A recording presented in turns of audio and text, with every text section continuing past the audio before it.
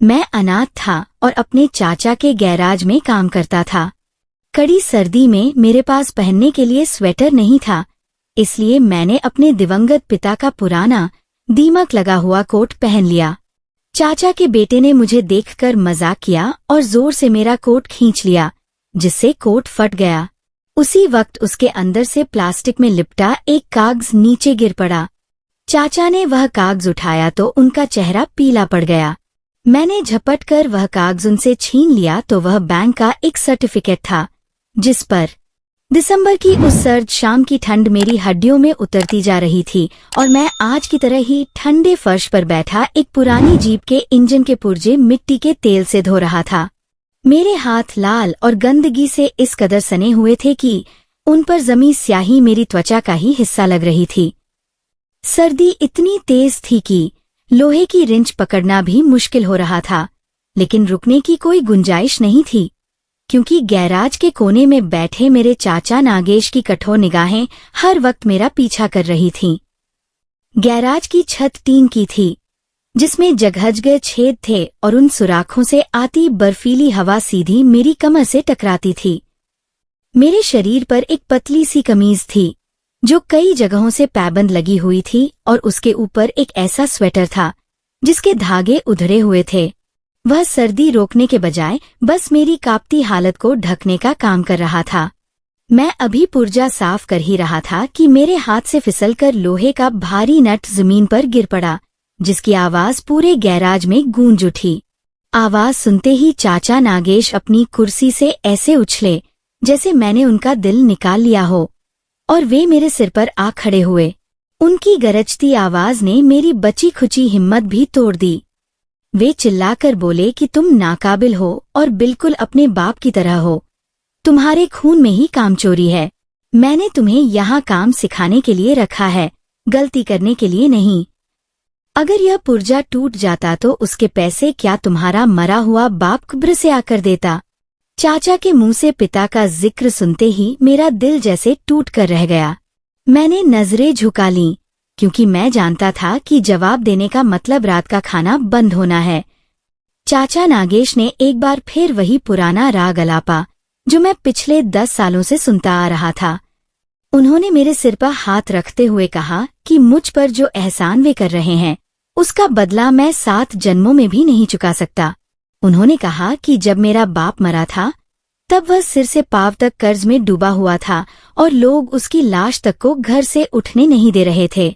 उन्होंने अपनी मेहनत की कमाई लगाकर मेरे बाप की इज्जत बचाई और लोगों का मुंह बंद किया, वरना मेरा बाप तो मुझे सड़क पर भीख मांगने के लिए छोड़ गया था।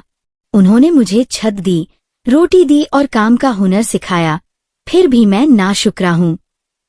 चाचा की ये बातें मेरे दिल पर हथौड़े की तरह बरसती थीं और मुझे खुद को किसी अपराधी की तरह महसूस होता था। बचपन की धुंधली यादों में मुझे अपने बाप का चेहरा तो याद नहीं था, लेकिन चाचा की बातों ने मेरे मन में उनके व्यक्तित्व की एक ऐसी तस्वीर बना दी थी, जैसे वे एक असफल, कमजोर और निकम्मे इंसान रहे हों। मुझे इस बात की शर्मिंदगी होती थी कि मैं ऐसे इंसान का बेटा हूँ, जिसने अपने भाई को मुसीबत में डाला और खुद मर गया। मैं अक्सर रातों को यही सोचता रहता था कि शायद चाचा सही कहते हैं और मैं सच में उन पर एक बोझ हूँ, एक ऐसा बोझ जिसे वे सिर्फ खून के रिश्ते की मर्यादा निभाने के लिए ढो रहे हैं। फिर जब दिन भर का काम खत्म हुआ तो रात गहरी हो चुकी थी और सर्दी की सख्ती और बढ़ गई थी। मेरे हाथ पैर सुन्न हो रहे थे। मैंने दुकान का शटर गिराया और चाचा के पीछे पीछे उनके घर की ओर चल पड़ा। घर पहुंचते ही गर्मी का एहसास हुआ, लेकिन ये गर्माहट मेरे लिए नहीं थी। चाचा सीधे अपने कमरे में चले गए, जहां हीटर चल रहा था, और मैं रसोई के बाहर बरामदे में बिछी पुरानी दरी की ओर बढ़ गया। चाचा का बेटा अर्पित सोफे पर बैठकर टीवी देख रहा था और गर्म चाय का आनंद ले रहा था। मुझे देखते ही उसने मुंह बनाया और ताने भरे अंदाज में कहा कि आ गया हमारा शहजादा, आज कितना काम किया है, सारा दिन गैराज में बैठकर मक्खियां मारता रहा होगा। मेरे कपड़ों से मशीन के तेल की बदबू आ रही थी, जिस पर उसने नाक सिकोड़ते हुए अपनी माँ यानी मेरी चाची से कहा कि माँ, इसे पहले नहाने भेजो, इसकी बदबू से मेरा सिर फटा जा रहा है। मैं चुपचाप वहां से उठा और पिछवाड़े में मौजूद नल पर जाकर ठंडे पानी से मुंह धोने लगा। पानी इतना ठंडा था कि लगता था जैसे बर्फ से मुंह धो रहा हूं, मगर मेरे पास कोई और विकल्प नहीं था। रात के खाने में मुझे हमेशा की तरह बची हुई रोटियां और पतली दाल मिली, जिसे खाकर मैं अपनी भूख मिटाने की कोशिश करने लगा। चाची ने खाना देते हुए ताना मारा, देखो तुम्हारे चाचा तुम्हारा कितना ख्याल रखते हैं। महंगाई के इस दौर में कोई अनाथों को पूछता भी नहीं, और एक तुम्हारे चाचा है जो तुम्हें अपने बच्चों की तरह पाल रहे हैं। मैं कौर निगल रहा था, मगर वह गले से उतरते हुए कांटों की तरह चुभ रहा था। हर ताने के साथ एक एहसान जुड़ा था और हर घूंट के साथ वह एहसान और भारी होता जा रहा था। मैंने जल्दी जल्दी खाना खत्म किया और अपनी दरी पर लेट गया। नींद मुझसे कोसों दूर थी। सर्दी की वजह से मेरे दांत बज रहे थे। मेरे पास ओढ़ने के लिए सिर्फ एक पतली सी चादर थी, जो 20 दिसंबर की सर्दी से लड़ने के लिए नाकाफी थी। हवा जालीदार खिड़कियों से सीधी भीतर आ रही थी। मैंने खुद को सिकोड़कर गठरी की तरह बना लिया ताकि थोड़ी गर्मी पैदा हो सके, मगर मेरे मन में बार बार चाची की बातें गूंज रही थीं कि मेरा बाप आवारा था, मेरा बाप नाकाम था। क्या वाकई मेरा बाप इतना बुरा था? क्या उसने मेरे लिए कुछ भी नहीं छोड़ा? धीरे धीरे मुझे अपने ही अस्तित्व से नफरत होने लगी और मैं सोचने लगा कि काश मैं भी अपने बाप के साथ ही मर गया होता तो आज यूं रोज रोज नहीं मरना पड़ता। इसी उधेर बुन में मेरा शरीर बुखार से तपने लगा, सिर भारी हो गया और गले में कांटे से चुभने लगे। मगर मैं जानता था कि इस घर में बीमारी की छुट्टी जैसा कोई विचार नहीं है। अगर मैंने कहा कि मेरी तबीयत खराब है तो चाचा कहेंगे कि काम चोरी के बहाने मैंने मुश्किलों को टालने की कोशिश की है। इसलिए मैं तैयार होने लगा। आज सर्दी कल से भी ज्यादा थी। आसमान पर गहरे बादल छाए हुए थे और सूरज का नामोनिशान नहीं था। मुझे लग रहा था कि अगर आज मैंने कुछ गर्म नहीं पहना तो मैं ठिठर कर मर जाऊंगा। मेरे पास जो स्वेटर था वह बिल्कुल बेकार हो चुका था। अचानक मुझे ख्याल आया कि घर की पुरानी गोठड़ी में जहाँ पुराना सामान पड़ा होता है वहाँ शायद कोई पुराना कंबल या मोटा कपड़ा मिल जाए। चाचा और चाची अभी भी सो रहे थे और अर्पित अपने कमरे में था, इसलिए मैं दबे पांव सीढ़ियां चढ़कर ऊपर वाली कोठरी में गया। वहाँ गर्द और मिट्टी का राज था। जाले हर चीज को अपनी लपेट में लिए हुए थे।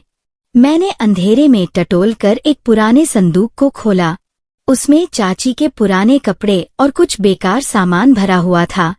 मैं मायूस होकर उसे बंद करने ही वाला था कि मेरी नजर संदूक के सबसे निचले हिस्से में दबी एक भूरे रंग के कपड़े पर पड़ी। मैंने उसे खींचकर बाहर निकाला तो वह एक लंबा ऊनी कोट था। कोट बहुत पुराना था और उसका रंग जगह से उड़ चुका था। उसे दीमक ने कई जगहों से खा रखा था और उसमें से अजीब सी पुरानी गंध आ रही थी, जो मुझे बहुत जानी पहचानी लगी, जैसे बचपन का कोई भूला बिसरा सपना। मैंने कांपते हाथों से उस कोट को छुआ। यह मेरे पिता का कोट था। मुझे याद आया कि जब मैं छोटा था तो मैं उस कोट के दामन में छुप जाया करता था। उस कोट को देखकर मेरे भीतर भावनाओं का एक तूफान उमड़ आया और आंसू मेरे गालों पर बहने लगे। ये सिर्फ कपड़े का टुकड़ा नहीं था, बल्कि यह मेरे पिता की आखिरी निशानी थी, जो चाचा की नजरों से बचकर यहाँ पड़ी थी। शायद उन्होंने इसे बेकार समझकर फेंकना भूल गए थे, लेकिन शायद कुदरत ने इसे मेरी आज की जरूरत के लिए सुरक्षित रख छोड़ा था। मैंने उस कोट को सीने से लगाया तो मुझे ऐसा लगा जैसे मैंने अपने पिता को गले लगा लिया हो। एक अजीब सा सुकून और गर्माहट मेरे भीतर उतर गई। जो सर्दी मुझे जान से मार रही थी वह अचानक गायब हो गई। मैंने जल्दी से वह कोट पहन लिया। वह मेरे शरीर से काफी बड़ा था। उसकी आस्तीनें मेरे हाथों से लटक रही थीं और उसका निचला हिस्सा मेरे घुटनों से नीचे तक आ रहा था। लेकिन उस समय मुझे न तो नाप की चिंता थी और न ही पहनावे की। मुझे सिर्फ उस गर्माहट की जरूरत थी जो मुझे जिंदा रख सके और उस सुरक्षा की जो इस निर्दयी दुनिया के सामने मुझे पिता के होने का एहसास दिला सके। मैंने कोट के बटन बंद किए तो ऐसा लगा जैसे मेरे चारों ओर एक मजबूत कवच बन गया हो। वह कोट जगह जगह से फटा हुआ था, लेकिन उसके भीतर जो अपनापन था वह उन